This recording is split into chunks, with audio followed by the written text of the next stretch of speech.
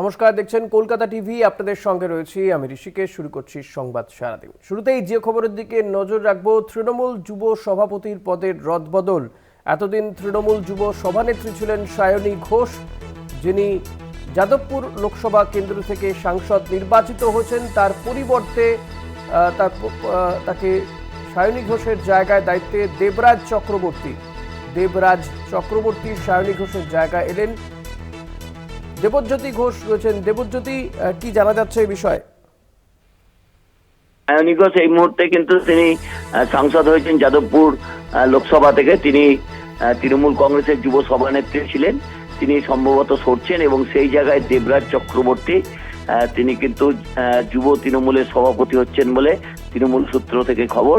তবে বেশ কয়েকটি নাম নিয়ে আলোচনা হয়েছিল, সেখানে তৃণাঙ্কুর ভট্টাচার্য থেকে শুরু করে দেবাংশু ভট্টাচার্যের নামও আলোচনা হয়েছিল।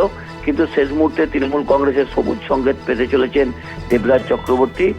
তিনি বহুদিন ধরে তৃণমূল কংগ্রেসের সঙ্গে যুক্ত রয়েছেন। তিনি এই মুহূর্তে কাউন্সিলর পদেও রয়েছেন। এছাড়াও যুবর তিনি উত্তর চব্বিশ পরগনার দায়িত্ব সামলেছেন এবং সেই জায়গাতেই কিন্তু দেবরাজ চক্রবর্তীকেই যুব সভাপতি করা হচ্ছে বলে তৃণমূল কংগ্রেসের সূত্রের খবর। তবে সমস্ত সিদ্ধান্তই তৃণমূল নেত্রী মমতা বন্দ্যোপাধ্যায় এবং অভিষেক বন্দ্যোপাধ্যায় নেবেন।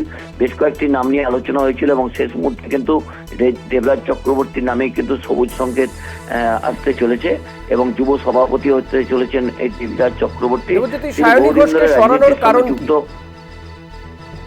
যেহেতু সায়নী ঘোষের 3 বছরের সময় সম্পন্ন হয়েছে এবং তিনি রাজ্যসভার সাংসদ হয়েছেন, তিনি লোকসভার সাংসদ হয়েছেন। তবে তৃণমূল কংগ্রেসের যেটা এই মুহূর্তে নিয়ম চালু হয়েছে যে এক ব্যক্তি এক পদ, সেই জায়গাতে তিনি যেহেতু সাংসদ পদে নির্বাচিত হয়েছেন এবং তার সময়সীমাও শেষ হয়েছে, সেই জন্য তাকে সরানো হয়েছে।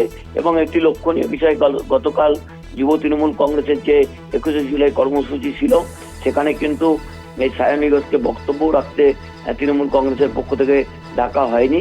সেই জায়গাতেই একটা জিনিস পরিষ্কার হচ্ছিল যে তার জায়গায় নতুন কেউ স্থলাভিষিক্ত হচ্ছেন এবং সেই মতো চক্রবর্তীর নাম উঠে এসেছে।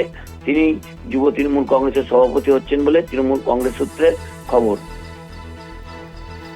ধন্যবাদ দেবজ্যোতি। কথা বলছিলাম প্রতিনিধি দেবজ্যোতি ঘোষের সঙ্গে, আমাদের বিশেষ প্রতিনিধি। যেমনটা দেবজ্যোতি জানালো যে তৃণমূল যুব সভাপতি হচ্ছেন দেবরাজ চক্রবর্তী, সরানো হচ্ছে সায়নী ঘোষকে, যদিও তার 3 বছরের মেয়াদ শেষ হয়ে গেছে এবং তিনি যাদবপুর লোকসভা কেন্দ্র থেকে নির্বাচিত হয়ে সাংসদ হয়েছেন। সে কারণেই এক ব্যক্তি দুটি পদ হয়ে যাওয়ায় তাকে সরানো হলো বলে জানা যাচ্ছে। দেবরাজ চক্রবর্তীকে করা হলো তৃণমূল যুব সভাপতি। এতদিন তৃণমূল যুব সভানেত্রী ছিলেন সায়নী ঘোষ, তাকে সরানো হলো। তিনি যাদবপুর লোকসভা কেন্দ্র থেকে বিপুল ভোটে জয়লাভ করেন, সাংসদ হয়েছেন তিনি, এবং পরিবর্তে দেবরাজ চক্রবর্তীকে তৃণমূল যুব সভাপতি করা হলো। এক্ষেত্রে এক ব্যক্তি 2 পদ থাকা যাবে না, এমনটাই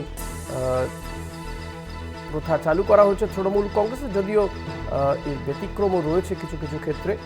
কিন্তু তৃণমূল যুব সভাপতি পদের রদবদল তৃণমূল কংগ্রেসের বেশ কিছুদিন ধরে শোনা যাচ্ছিল যে লোকসভা ভোটের পরে পরে তৃণমূলের সংগঠনে বেশ কিছু রদবদল হতে পারে এবং সেই মতো তৃণমূলের যুব সভাপতি পদের রদবদল। যুব সভাপতি হলেন দেবরাজ চক্রবর্তী।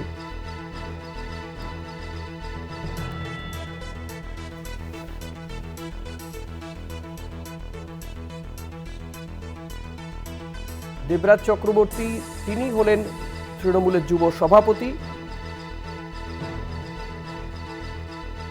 সায়নী ঘোষের জায়গায় দায়িত্বে এলেন দেবরাজ চক্রবর্তী।